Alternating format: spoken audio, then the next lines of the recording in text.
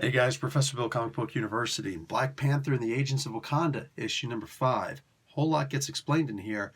Whole lot of Deadpool in this. And then another one of those surprise endings where it's like, oh, I wonder where this is going. Anyway, let's get talking about all that good stuff after we give credit where credit's due.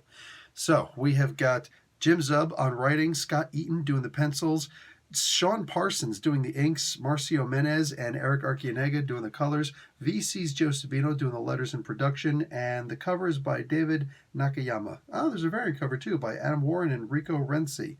I don't think my comic book store actually got that. Huh. Anyway, Jay Bowen did the logo. Okay.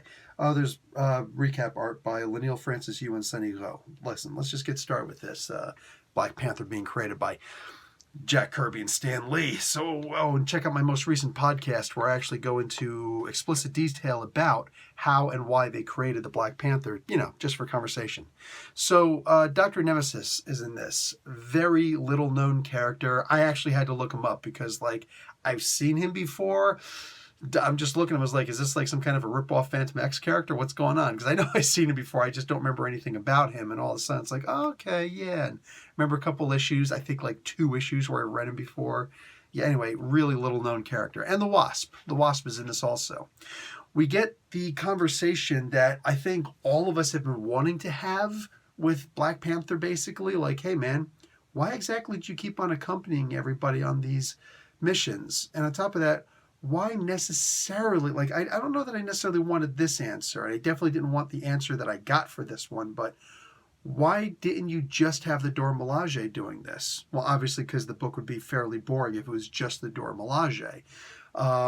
Plus, with all due respect, I can think of better people than Zub to write the book if it's just going to be a Dora Milaje book.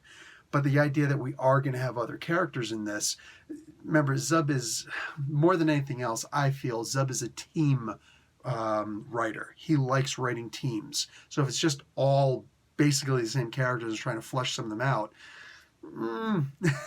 I'm sure he'd do a fairly decent job, but he likes doing all the different powers and things like that. He likes to write for very different characters. What's said in here, though, is interesting because it's in line with the Black Panther because he does do shifty, shady things once in a while that a lot of us would look at like, wow, man, I don't know if I'd quite go that far. And that's exactly what happens in here. Black Panther answers the question, why do you have all these other people in this book, on this team? He gives several explanations. One of the definitions that he gives, he states that they are expendable. Meanwhile, implying that the Wakandans or the Dora Milaje in general are not. Wow, that's a bold-ass statement. And that is something that now we're going with the Chekhov's gun theory. You do not put something in the room or you do not put something out there unless you plan on using it. If you put a gun on the wall, that gun's killing somebody, all right? So now you just put this bold statement out. This has got to come back and haunt the Black Panther at some point. And I mean, when he's on top of the world, he's the chairman of the Avengers, he's the king of Wakanda, he's one of the smartest guys on the freaking planet, one of the richest guy on the planet. Come on, man. What kind of repercussions is he really going to have? I'd be happy if he just got punched in the face for it personally. You know what I'm saying? Ooh, by Fat Cobra, because that would be sweet. But the idea is, and Marvel characters are always fighting each other, right? But the idea is that was a bold-ass statement. Now, talking about bold, Deadpool's in this book. Now, if you remember, Zub used to write, which Avengers book was that? Damn it. He wrote an Avengers book. Uncanny Avengers, I think it was. Was it Uncanny Avengers? Anyway, one of the most recent Avengers.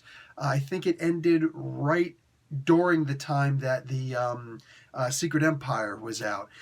Anyway, fantastic book. And there's also the relationship between Deadpool and Rogue. And it's funny because even though all of us really want Rogue to be with Gambit, this was actually a surprisingly good romance between these two. It actually felt like she really cared about him. And it was like, wow. I didn't expect it to be that good. And plenty of fans are in consensus with that. It was a damn good read. That being said, Deadpool in this, he reminds us of the recent, I remember I mentioned this in the This Week in Comics video this week. The last time we saw Deadpool and Black Panther together was in that Deadpool versus Black Panther book, which I wound up falling off of because not every book is going to be for every reader, and that book simply wasn't for this reader, is what it is. Turns out that the entire mound of vibranium wound up getting teleported to New Jersey during that. Okay, that's a lot funnier than Deadpool killing a zebra and cutting off its head and putting it on his severed arm so he can use it as a zebra fighting arm. Like, that was it for me. But I would have liked to stick around for that. You know what I'm saying? Like, where in Jersey exactly? Because I'm from there. This was a fun book. The trick is when you get to the end. Now, I'm not going to give any spoilers because that's just not what I do, okay? No major spoilers. And like I've mentioned, Zub has said specifically, and he's kept to his word, there is a big boom at the end of every odd-numbered book. Hey, 5 is an odd-numbered book, right? Because there's always 2 issues in a story arc. So now in this particular book, we get to the end of it, and it's like, oh, and we know it's going to be concluded in the next issue while still kind of carried over a little tiny bit, but a completed story arc, not a completed story run. So a character shows up that we haven't seen in a while. In fact, something happened to this character that he's permanently, that crosses out like half of the Marvel Universe, right? There's your hint. He is permanently indisposed. We knew that eventually he would come back. It's got to be reset, right? But for now, we haven't seen this character in years as this actual character. Now it looks like he's back. The last time they did something like this was actually in Occupy Avengers. That was the amazing Hawkeye book. I think Walker did that. I think David Walker did that book. Correct me if I'm wrong in the comments below, please. But wow, so we had that character come back, but it turned out it was not really that character. I don't want to give too much away, man. I really don't. I will say that some characters show up at the end of this. I can show you it's not the last page of the story. It is the last page of the comic book, though. There's no spoilers here. These guys, the live wires, show up in here.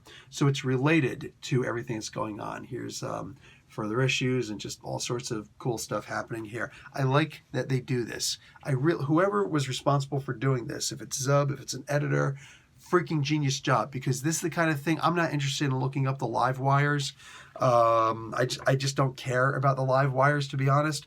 But I will say that if I was even the slightest bit interested, that shows me right there, in case I didn't want to check it out myself, that, hey, look, something exists. I can go to Amazon, or I can go to my local comic book store. That's even better. I can go somewhere and try and find that comic book because, hey.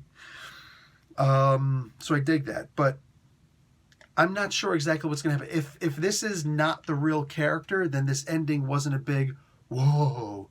But the idea that Zub told me, like pointedly and one-on-one, that every issue was going to end with a big cliffhanger, the only way this would be a big cliffhanger is if that's the real guy. In which case, wow. That kind of makes this a pretty important book. It could make it a key issue. And that's one of the things that Zub doesn't usually do. He's usually not so worried about making key issues. He's more about the story.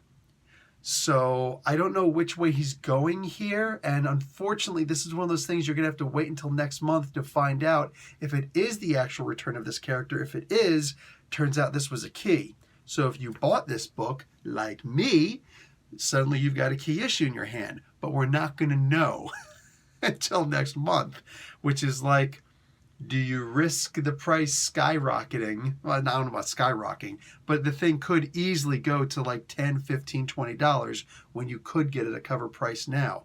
Are you a little bit worried about that? Because you probably should be. Anyway, consider grabbing the book. All right, they're great stories regardless. Otherwise, hey, trade paperback after the next issue, man. Whatever. But yeah, there's that. All right, guys. Professor Bill, Comic Book University. Class dismissed.